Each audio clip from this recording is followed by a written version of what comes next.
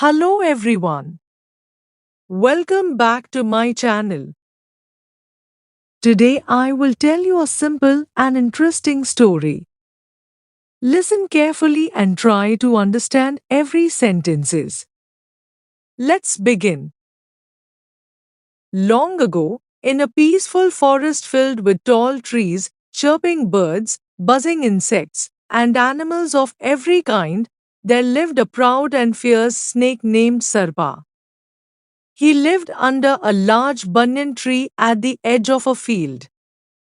His burrow was deep, dark, and full of twists and turns, just the way snakes like it.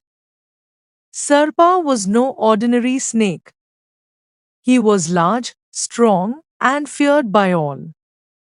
His body was covered in shiny green scales, and his eyes glowed like fire. Even the other forest creatures stayed away from his path. Whenever Sarpa slithered across the ground, birds flew away, rabbits ran into their holes, and even wild dogs turned the other way. He loved being feared. He enjoyed it when animals bowed their heads or ran from him.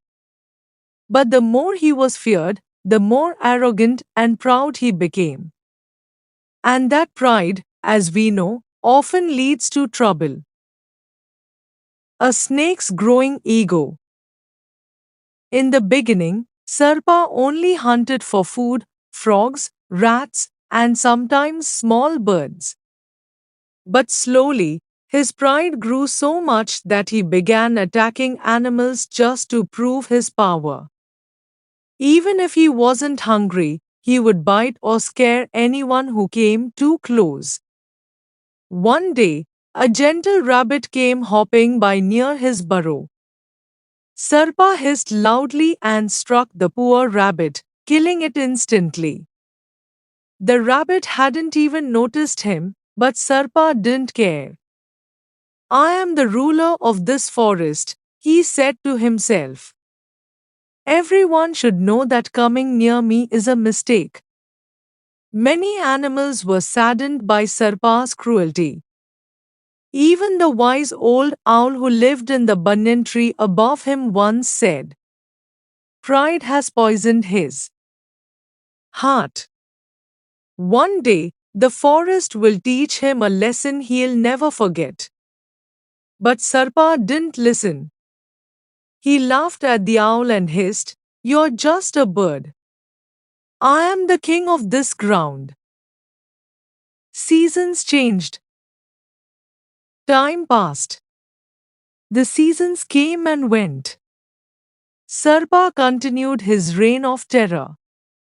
He had no friends, no companions. He lived alone, thinking he needed no one. But life has a strange way of teaching lessons, even to the mightiest. One summer, a great drought came over the land. The rivers dried up. The pond near Sarpa's tree shrank to a puddle. Food became harder to find. Frogs disappeared. Birds flew to distant places. Even the mice hid in deep burrows. Sarpa grew weak. His body thinned. Days passed without food. But still, he remained proud. He refused to leave his burrow. He hissed at the wind and cursed the forest. I am the ruler of this place, he shouted one night. The world must bring me food. But the world didn't listen. One day, a group of monkeys came to rest on the banyan tree. One of them laughed and said, look, that's Sarpa's burrow. The mighty snake who once frightened us is now starving and powerless. Sarpa heard them, but he couldn't move. He was too tired. His pride wouldn't let him beg, but his body was weak. Slowly, his eyes closed. He fell into a long sleep, hungry and broken. Abandoned abandoned and forgotten. Weeks passed. Sarpa's burrow was empty. The forest creatures began to return. Birds nested in the branches again. Rabbits hopped near the banyan tree without fear. Even the squirrels ran around freely. Everyone believed the snake was either dead or had left the forest. Then, one evening, it rained. The skies turned dark and water poured down. The earth turned soft. Raindrops soaked the dry ground and life returned to the forest. But the rain also washed away the dry leaves that had covered Sarpa's burrow. The entrance became muddy and open. Curious creatures came near to look. And that's when the ants came. The ants marched in. A colony of ants lived under a nearby rock. They were hardworking, small creatures, always searching for food, storing grains, building tunnels. One group of foraging ants found Sarpa's burrow. This hole seems empty, said the lead ant. And the soil is soft. It's a good place for shelter and food storage. So the ants marched in. Hundreds, then thousands of them. They entered the dark tunnels of the snake's home, unaware that deep inside, the snake still slept. At first, they explored the corners. Then they began building chambers for their queen and eggs. Bit by bit, they filled the burrow with their own scent and sound. But one day, as a group of ants passed through the inner chamber, they saw something strange, a coiled body, silent and still. It looks like an old snake, one ant said. Is it dead?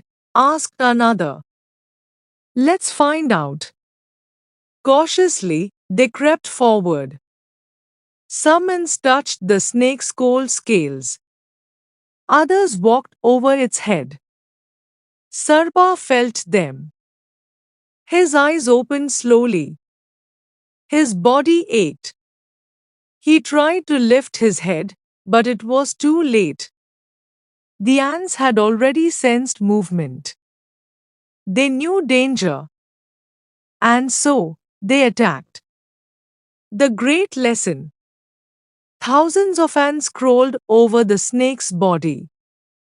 They bit him, stung him, and sunk their tiny jaws into his skin. Sarpa tried to rise, to twist and fight, but he was too weak. He had no energy left to strike or escape.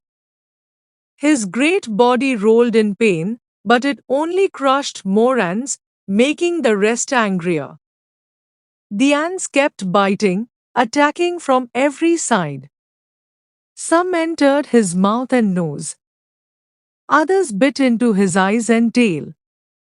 Sarpa screamed in pain, but no one came. The forest watched silently. The birds stayed in their nests. The rabbits and deer hid in the bushes. No one wanted to help the snake who once ruled with cruelty. The same animals who once feared him now ignored his cries. By morning, Sarpa was still. His once glowing eyes had closed forever. The mighty snake was dead, not killed by lions, not by tigers, not by men, but by tiny ants. The forest was quiet. The owl from the banyan tree looked down and said softly, Pride may make you big, but it also makes you blind. Even the smallest creatures can bring down the proudest heart. What happened after? The ants continued to build their home. Over time, the snake's burrow became their fortress. Grass grew again around the tree. Peace returned to the forest. The story of Sarpa spread across the woods. Parents told it to their young. Birds sang it from the treetops. Even the monkeys who once mocked him became quiet whenever they passed that tree. The lesson was clear.